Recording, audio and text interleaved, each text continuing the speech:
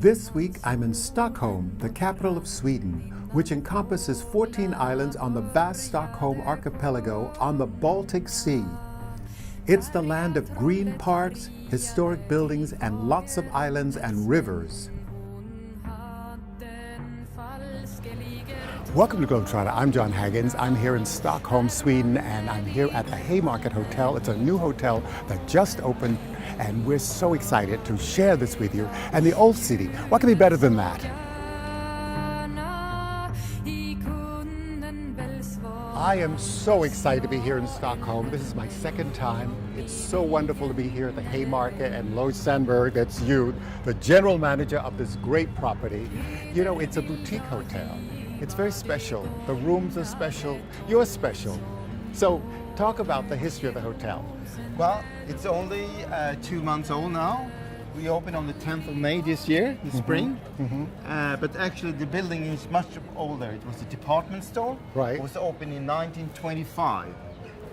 And Garbo worked here. Yes, that's right. She was only 15 years old when she started to work here as a clerk at the head department store. Right. And 5 years later, she was in Hollywood. This is so exciting. We're coming into the Haymarket Hotel with you, my friend, my new friend. I'm so excited. As the general manager, what's so very special about this hotel to you? It's the ambiance. We want to be a new social scene in Stockholm, a meeting place for people from all over the world to come here together with local people from Stockholm, just for pleasure, for business, for meetings, and to create some good news idea and make good decisions when they are here. And a lot of people come because of the cruise on the Baltic Sea, so they stop over, which is fantastic. That's right. Now in the summer time we have a lot of tourists who comes from the States, but also from other countries who are on the cruising ship in the Baltics. It's very international. Yes, that's how it should be. And that's the whole flavor. Yes. You know, it's Garbo, it's the movies, it's excitement. Yes. It's thrilling, and the guests just love it. What we do is that we take the best from the 20s, our inspiration from the modernism and how the modern lifestyle in the Western world started in the 20s with the jazz music.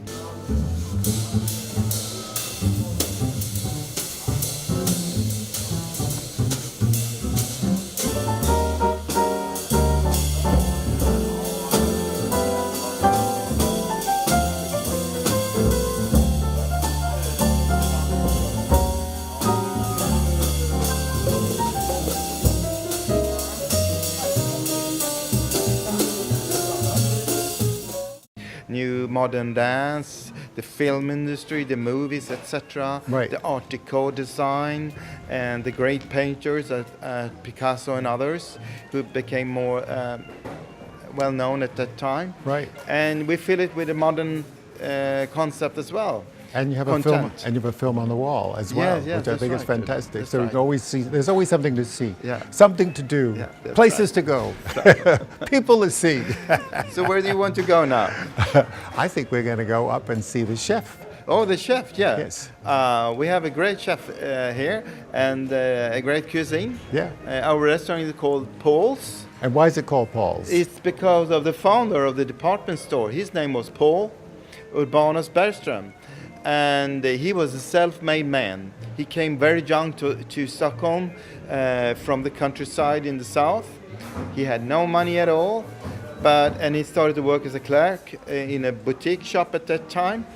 But he was a very, very good salesperson. So he would discover that he was doing good business, and he made some money himself. So after a few years, he was offering to buy and to opening his first shop of his own. And about 10 years later, he had actually bought all the shops around the square. Wow. So he became a little bit Mr. Haymarket. Yes. And then in 1925, he can build this enormous building. Gustav, you're the head chef here at Paul's. Yes. And Paul's is named from the original owner of the department store. And you're making some of the most colorful dishes. Tell me about the dish that you're going to prepare now. We're going to prepare a burrata dish. This is a lovely creamy burrata that we just got from Italy today, as well as the figs. Love figs. Yeah. Oh my Great. God. The sweetness goes very well with the fatty, milky creaminess of the burrata. yeah. With some like the roasted figs and some bitter leaves and mint oil and some aged balsamic vinegar.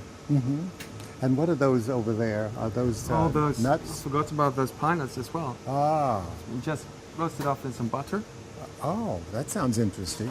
Yeah, Yeah. We've got So it's not a enough in it. garnish, it's a part of the actual dish. it is. Yeah. Oh, wonderful. So let's get going with it. Yeah. That's great. So we're gonna start with the figs. Right? Dust them with some ice and sugar. I love that. Yeah, it just brings out the sweetness a bit, Right? and also get them a bit warm. Right. So does this dish ever have to marinate for a while? No, it's alla minutes. Oh, Just freshness. right. And But, this caramelizes it, I guess. Yeah, Whoa! so Whoa! That's exciting. it's fine. And how long do you have to do that, by the way? Just for a couple of seconds on Yeah. each one? Yeah, just until it turns Until it's nicely- crystallized.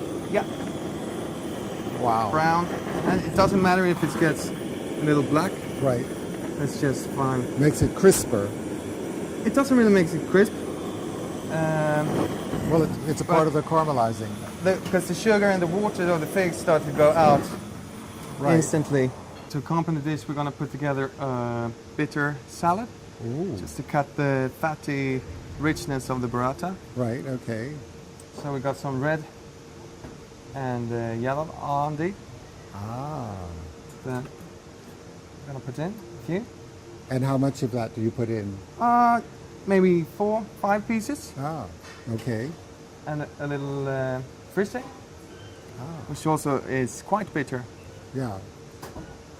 So you have bitter, you have sweet, you have all these different things happening at the same time. Exactly, and the sourness from the vinegar in the end as well. So Right. And what is the green stuff?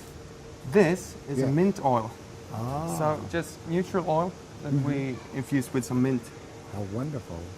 It's lovely. So is it like an olive oil with mint? It's just rapeseed oil. Oh, All right. grapeseed. Oh, Yeah. wow. Oh, wow. That's, So it has no flavor before we put the mint in. yeah, We just heat it to 72 degrees. right. Then we put the mint in, mix it, and strain it through a coffee filter. Right. How fantastic. And you get this lovely, vibrant color. I've never seen that before. That's great. We're also going to put in some radicchio, bitter again, and some tiny mint leaves. Ooh, I love mint. Not too much because we get the mint flavor from the oil as well, and we're Right. going to put plenty. Right. You'll see that later. So it's like a pinch of this and a pinch of that that you're putting together, Yeah, exactly. Now we're just going to dress this with some of the oil right? and a bit of molten sea salt, So that's like a tablespoonful, I guess, Yeah. basically. basically a tablespoon, Yeah, just to cover, give them a Right. nice shine. right. Some molten sea salt, A pinch. a pinch. Yes. Right. I'm actually going to go and mix this and always taste to see if it's right. That's why I put a few extra leaves in. Right. So, yeah, that's perfect. Yeah. Can I So- taste that? Of course, I put a few extra leaves in so that, I love the mint. yeah, And the oil. Oh my God. That's really good. yeah. I could eat just that. I don't even need the other stuff. Oh, and it's great. It's going to be even better with I'm with sure. the cheese and the figs. So, yeah, we're about to finish up here. I'm going to take this. It's a bit fragile. And it's very, very fresh. And just open this up a bit. So you see that Oh, milk the gooey stuff. starts to run out a bit. And this, Right. and you said this comes from Italy. Yeah, as well as the figs actually. Ah. So it's a celebration of, not to forget, I need to season the burrata a bit as well. Little sea salt again. Little sea salt again. Right. So just place figs around it.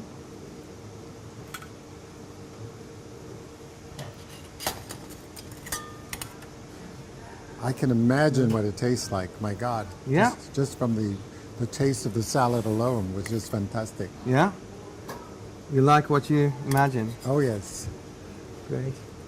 There's nothing better than fresh food and fresh Yeah. fruit and fresh everything. Fresh Exactly. cheese. When you got such a good burrata like this, you don't need to complicate it too much, I think. The Right. burrata should speak for itself, really. So we get some pine nuts. And another Which- little pinch of pine Just a nuts. pinch. Yeah. It's a little Everything is a pinch. pinch of everything. That's it. And then this is not a pinch. This is quite a lot of the mint oil. Right. Wow. Just to finish it off, Okay. give a little acidity. Okay. We have some aged balsamic vinegar, Ooh, again from Italy. that gives Sort it of a celebration of Italy here in Sweden. that gives it another little bump. Yeah. Just. You know what I love about the chefs today? Everything is so artistically done, so beautiful to look at, and then tastes so good as well. I'm happy to hear that. Yeah. And that's it. Burrata with figs and bitter salad and pine nuts. What could be better than amazing. that? Chef Gustav has prepared the most wonderful summer dish. It's colorful, it's light, it's so refreshing. He's used some of the ingredients from Italy, and you know, I can't wait to taste it. Oh my God, the figs, you know, the whole idea of having a summer salad. I love the little pine nuts. I love the cheese. I love the greens. I love the oil, everything about it, even the sea salt. You know, you got the sweetness, you get the salty. It's kind of a sassy dish, sassy summer dish. I think that's the best way to describe it. It's so refreshing. Loge, I think this is such a fabulous hotel. I love the velvet. Thank I you. love the whole ambiance of the hotel. The Haymarket is new, 2 months. How Yes. fabulous is that? The most famous co-workers at the department store was Greta Garbo. At that time, she was called Greta Gustafsson. Oh. She was only 15 when she started to work here as a clerk at the head department. And she was very beautiful at that time already. And so they asked her to take part in a commercial movie of that time, and also in printed ads for hats Right. at the department store. And that was how she was discovered. And Haymarket as a hotel is very much inspired from the 20s, from the social and culture scene from the 20s, from the movies, the film industry, from fashion and retail. And outside here we have a great marketplace, a flower market, and where you also can buy groceries. And it has been a marketplace since 1620. And how many rooms do you have? We have 405 rooms. So this would not be considered a boutique hotel, would it? No, a boutique hotel is a smaller hotel, up to 75 rooms, I would say. I see. So it's more like a big lifestyle hotel. Right. A new social scene in Stockholm, a meeting place from people from all over the world to enjoy the bar, the cafe, which we have called after Greta. We call it the Greta's Cafe. And the bar is called American. Sophia Lindesall, you are the public relations, marketing, social media person of the hotel. What else do you do here? I mean, you obviously are holding the walls up, I think, in the hotel. I like to think that, yes. Yeah. No, I have an incredible team, of course. And I mean, look at this product. It's very, very easy to work with marketing and PR when you have this to show every day. Now, Sophia, tell me about the railings. We looked at pictures from the original building in the 20s. The menu is very healthy. The base is vegetarian food, Right. Is it organic? organic, and also we serve some raw food here. But we believe also in the free choice, so you can combine the green line, so to say, with if you want some fish, Right. or some seafood, or even some meat. So it's everything. And we end up in the evening with oysters and champagne. And you have an outside. And what's so great is the weather here is fantastic. It's a summertime. It's a perfect time, Yes. you know, to actually to be outside, you Yes. know, and to share the square and the people and, you know, the chatter, you know, the women are here and the men are here. It's life. Yeah. It's life in Stockholm. Yeah. Chasing wild ass. Oh, it's not what you're thinking. breathtaking. It's a narrative of my travel around the world. I have interspersed photos and aromatic recipes, which allows you to dream, discover, and rediscover these great destinations around the world. The title of the book came about while we were chasing jackasses in Kutch Wild Ass Sanctuary in Gujarat, India. And I thought that was a great title for the book. This is food for the soul. Not only does it allow you to dream, it's adventure, it's history, it's culinary, it's culture, with a sense of humor to spice it up. Chasing Wild Ass is a celebration of life. You have to live each day as if it's your last.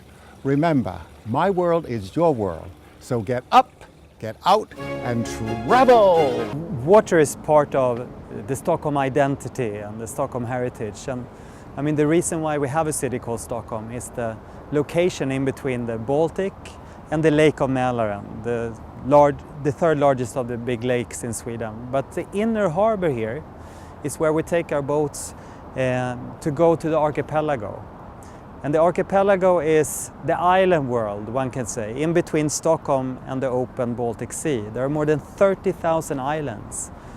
And many Stockholmers, they have their summer homes on the islands, and about 15,000 people live out in the archipelago or year-round. Marco Gertz, what a great name. German origin, right? Yeah. And you're here in Stockholm, and you're going to share, you're a great guide, so I've been told. Thank you and so much. You're going to share some of the wonderful history and what people can do when they come to Stockholm. Stockholm is a green city. It's a city on water. It's surrounded by water and it's built on islands. Many islands. Many islands, 14 islands, but in between Stockholm and the open Baltic Sea, we have more than 30,000 islands. Wow, how fantastic. Yeah, it's fantastic. Yeah. So the water is really one of our greatest assets, you could say. And the history here, I mean, like the Old Town, which is from the 13th century, but a lot of it's from the 17th century and 18th century. And then you said part of the city is part of the 20th century as well. So it has a lot of variety. And behind us we have the City Hall, which is great for venues. People come here and they have their great events. I was here for a great event with the candles coming off the cake. It was a real celebration. Yeah, the City Hall is known all over the world for the Nobel Prize banquet. That's the big thing. But that's not the only thing. It's really, really important because it markets Stockholm in Sweden. But the City Hall is also the home of the City Council.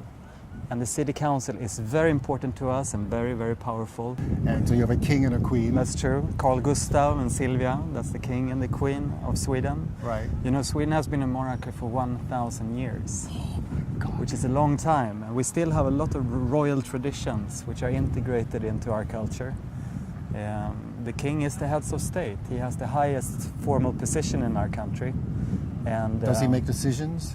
No, he does not make decisions, but he's briefed by the government on regular intervals. He must know what goes on in the kingdom. And the king is always there when the parliamentary year begins, for instance. He's the first one to hold a speech in the chamber. And all the members are seated, waiting for the king to enter. And when he enters, they all stand up and they sing the king's song. How fantastic. What a celebration. Yeah, we sing a lot in Sweden. I don't know if you know, but we have the most choirs per capita in the world. I didn't actually. know that. 600,000 active choir singers in Sweden.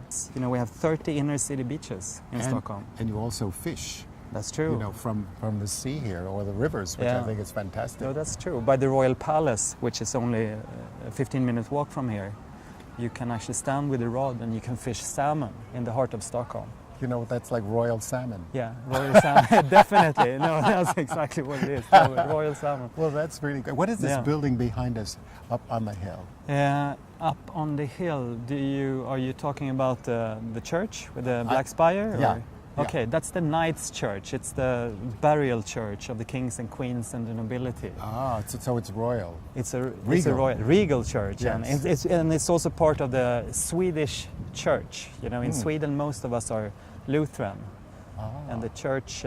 Actually, the separation of church and state was only 16 years ago, in the year 2000. Really? So almost 70% of all Swedish people are members of the Swedish church. One could describe the City Hall as an encyclopedia of Swedish art and design and architecture, I would say. It was built between 1911 and 1923 by the architect Ragnar Östberg, who wanted to build something very Swedish. It's built in what we call the national romantic style. It's all about promoting Sweden and Stockholm as a nation, as a city. It's built out of Swedish materials. That was very important. The bricks are locally made. The staircase and the balcony is made out of Swedish marble, kolmårdsmarmor it's called. It's much harder than Carrara marble, so it doesn't wear and tear. And the balconies where the Nobel Prize winners, together with the Nobel Foundation and the members of the royal family, where they walk down to eventually be seated at the honorary table in the Blue Hall. That's the name of this room. And the Blue Hall is packed to the rim, you could say. 1,300 honorable guests from all over the world. They sit in this room to honor 4 of the 5 Nobel Prize winners. The organ up at the ceiling, it is the largest in Scandinavia, has more than 10,000 pipes. Tell me about this wonderful hall in the City Hall. This hall is part of the political domains of the City Hall, where the mayor of Stockholm and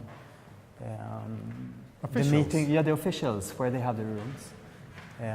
The cities are very powerful in Sweden, and the City Hall is the biggest employer in Stockholm. 40,000 people work for the City Hall in a city with 900,000 inhabitants. The council chamber takes its inspiration from the Viking era.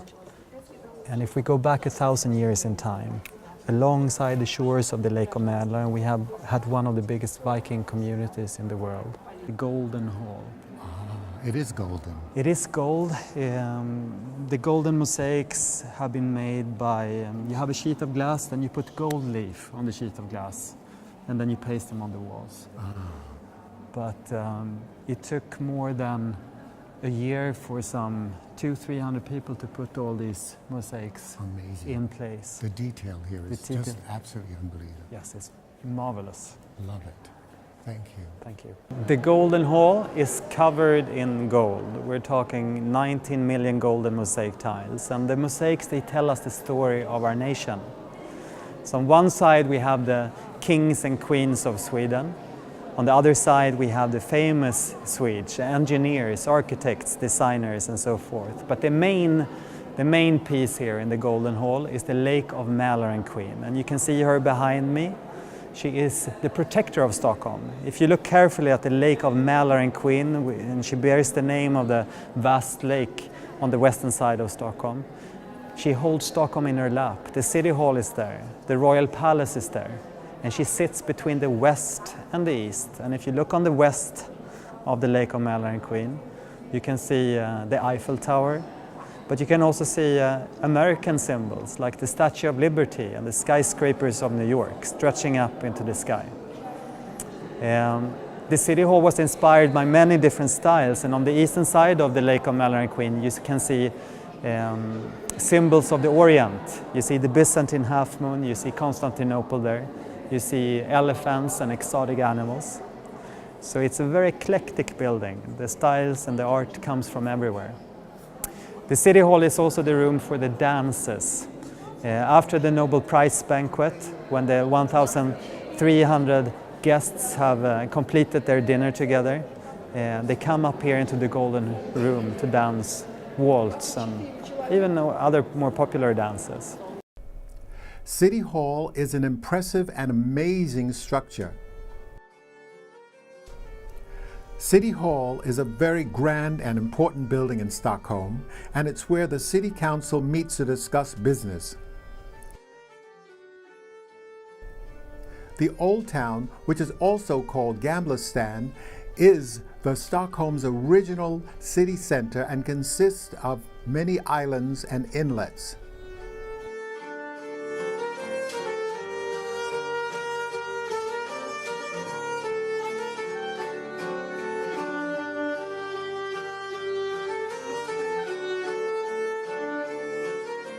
Public transportation is very accessible.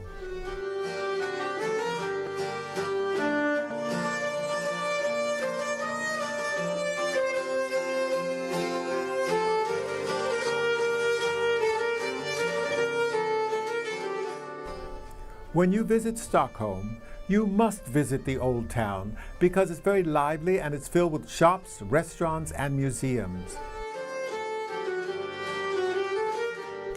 The Royal Palace is the official residence of the King and Queen. The Royal Palace is located in the Old Town and soldiers stand guard.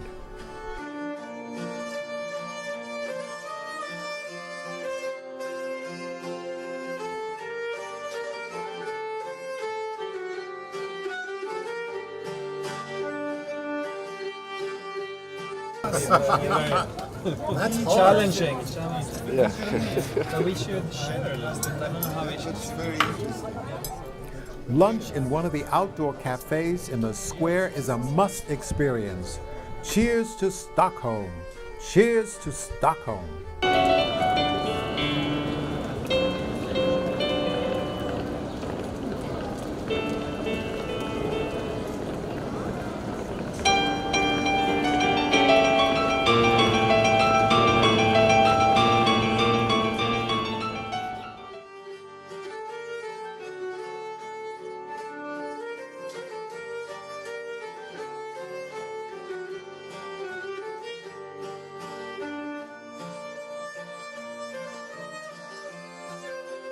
Lutheran churches are throughout Stockholm.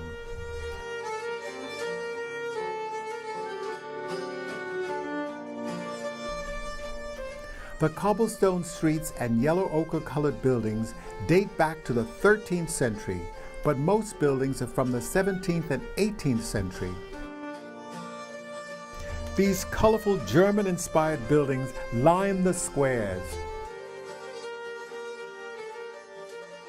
It's a glorious labyrinth of charming cobble streets, alleyways, fading mustard and rust-colored townhouses and meeting squares, reflecting German architecture.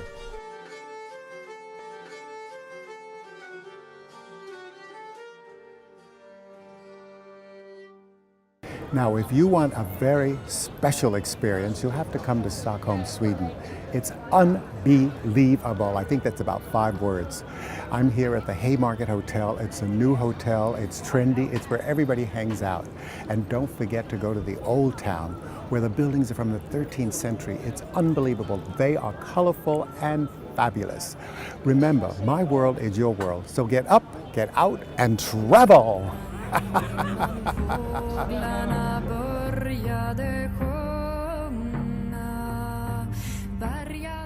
Ferries and sightseeing boats shuttle passengers between islands beneath more than 50 bridges. I look forward to seeing you next week at another great destination. So long for now.